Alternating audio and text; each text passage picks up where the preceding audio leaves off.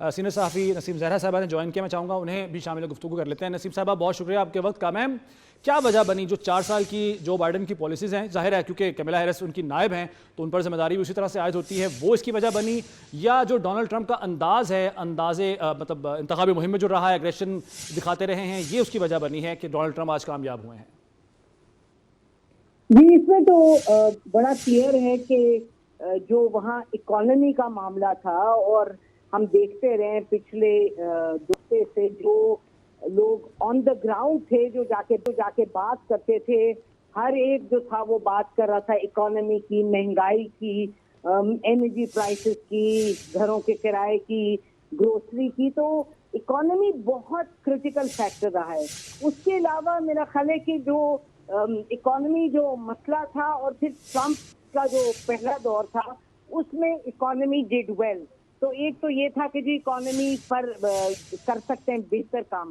دوسرا یہ کہ آپ دیکھیے اس وقت دنیا میں جو لیڈر بڑی بڑی بات کرتا ہے, بڑے دعوے کرتا ہے, اور جو اٹیکنگ موڈ میں جاتا ہے, جو آپ نے دیکھا کہ یہ آپ دیکھیں اگر یورپ میں جو الیکشنز ہوئے ہیں, جو وہاں ریزلٹ نکلا ہے, وہ بھی آپ یہی دیکھتے ہیں. تو ایک جو انسان کی فطرت ہے, اور امریکہ میں جو حالت ہے, دیکھیں نا, دو جنگوں میں گھسے ہوئے ہیں, ایک یوکرین کی جنگ ہے, دوسرا اسرائیل پہ آپ دیکھیں کہ اسرائیل جو کر رہی ہے نسل کشی فلسطینیوں کی, امریکہ ساتھ ہے, امریکہ کی مدد سے وہ کر رہے ہیں.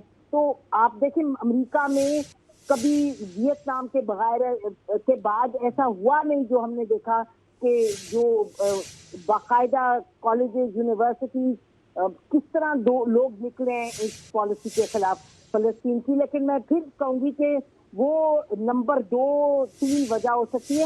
اصل وجہ جو شہری ہوتے ہیں وہ دیکھتے ہیں کہ ملک چل کیسے رہا ہے, اقتصادیات کیسے ہیں, ان کو کتنے پیسے دینے پڑتے ہیں پیٹرول کے, سبزی کے, انرجی کے. تو وہ ایک بہت کرٹیکل فیکٹر ہے. اور تیسرا جو معاملہ ہے وہ یہ کہ بڑی دلچسپ بات تھی کہ جو ڈیموکریٹس تھے, جو کملا ہیرس, ان کی جو پوری ٹیم تھی, وہ ان کا خیال تھا کہ لوگوں سے جا کے ذاتی طور پہ کانٹیکٹ کریں تو اس سے فائدہ ہوگا. اور یہ ایک بڑی انہوں نے اپنے حوالے سے مؤثر کیمپین چلائی جہاں they had people on the ground.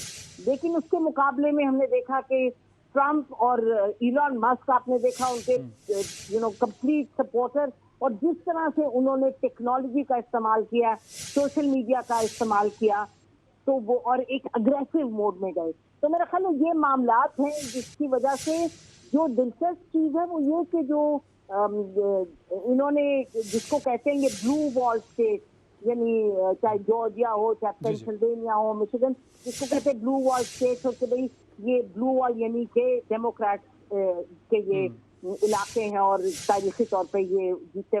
وہاں ٹرمپ نے 2016 میں جب یہ جیتے تھے پچھلی مرتبہ, اس کے مقابلے میں انہوں نے زیادہ ووٹ کیے ہیں. تو میرا خیال ہے کہ ٹرمپ خود بھی جو ان کی جو ٹیم ہے وہ بھی حیران ہوئی ہوگی. اٹس ہاٹلی کنٹیسٹڈ الیکشن, لیکن یقینی طور پہ جو ابھی ہم ریزلٹ دیکھ رہے ہیں اس میں انہوں نے کافی جو پرفارم کیا ہے وہ شاید یہ خود بھی حیران ہو. تو نسیم صاحبہ بالکل ٹھیک ہے, آپ بالکل, میں قطع کلامی کے لیے معذرت, لیکن میں یہ جاننا چاہوں گا, ٹھیک ہے اب الیکشن ہوا, کامیابی ان کی ہو گئی, امریکہ میں جو بھی ہوگا پالیسیز ہوں گی وہ الگ ہے معاملہ. پاکستان کا بحیثیت جو ایک کنٹری, ایک ملک, ہماری نظر بھی یہ ہوتی ہے کہ جو بھی امریکی صدر منتخب ہو اس کی پالیسیز پاکستان کو لے کر یا اس خطے کو لے کر کیا ہوں گی.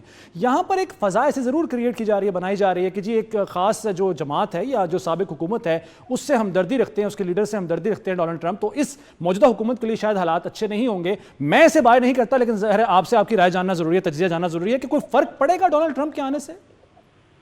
دیکھیے 2 معاملات ہیں. ایک تو یہ کہ جو تاریخی طور پہ یہ دونوں political parties, Democrats versus Republican, Pakistan کی طرف ان کے کیا کس طرح کا رویہ رہتا ہے. اور دوسری بات یہ جو آپ نے بڑی پی ٹی آئی کے حوالے سے کی, تو جو تاریخی طور پہ پاکستان میں کیونکہ جو ریپبلکنز رہے ہیں وہ ہمیشہ ایک ان کی سوچ یہ رہی ہے, وہ ملٹری کو بڑا سپورٹ, اپنے ملک کی جو ملٹری ہے اس کے جو کیمپینز یہ وہ اس کو بالکل سپورٹ یہ کرتے رہے ہیں. اگر آپ دیکھیں افغانستان میں یہ وہ شروع میں یہ ہمیشہ ریپبلکنز کا ہی ایک رائے اگریسو موڈ اس کے مقابلے میں ڈونلڈ ٹرمپ بڑی دلچسپ بات ہے. آپ کو پتا ہے کہ انہوں نے کہا میں افغانستان سے نکلوں گا, اب یوکرین میں کہہ رہے ہیں جی میں 48 گھنٹے میں وہاں سے نکل آؤں گا. تو he is a different kind of president. تو ان کی ہم نے دیکھنا ہوگا کہ پالیسی کیا ہوگی.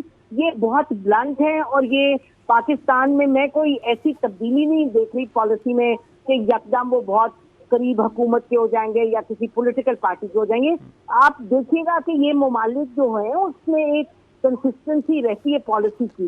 ہیونگ سیڈ, اور اس وقت تو پالیسی ہے پرو انڈیا اگینسٹ چائنا, اور اس میں پاکستان کا دیکھ لیں جو جگہ بنتی ہے, اور پاکستان کی اپنی جو ایک اہمیت ہے اس اہمیت کو ہم کس طریقے سے اجاگر کرتے ہیں وہ اس کا ہم پر انحصار ہے. ابھی تک آپ دیکھیں یہ اٹس بین کولڈ یعنی اسٹیٹ پاکستان اور امریکہ کے درمیان یکدم بدلتے نہیں میں دیکھتی. لیکن اب اگر آپ آئیں پی ٹی آئی پہ تو پی ٹی آئی والوں کا خیال ہے کہ یہ بات درست ہے کہ ٹرمپ کی اور عمران خان جو تھے پرائم منسٹر تو ان کی دے ہٹ اٹ آف ویل, لیکن زیادہ سے زیادہ میرا خیال ہے زیادہ سے زیادہ ایک آدھا اسٹیٹمنٹ دیکھ لیں گے ذاتی طور پہ پریزیڈنٹ ٹرمپ کی طرف سے, لیکن آئی ڈونٹ سی کہ کوئی اتنا وہ میجر اس کو ایشو کر کے اٹھائیں گے.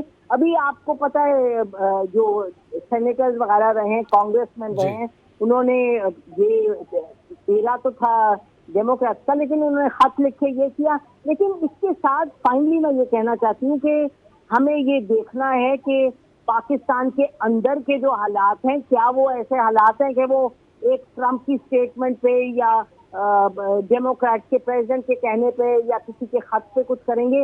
میرا تو اس میں جواب نہیں ہی ہے, لیکن اگر کوئی اور کمپریہنسو چینج یہ کریں امریکنز اور اس کے ساتھ میں یہ کہہ دیں کہ جی جو آپ کی ہیومن رائٹس ہیں پولیٹیکل پریزنرز ہیں وہ میں نہیں کہہ سکتی.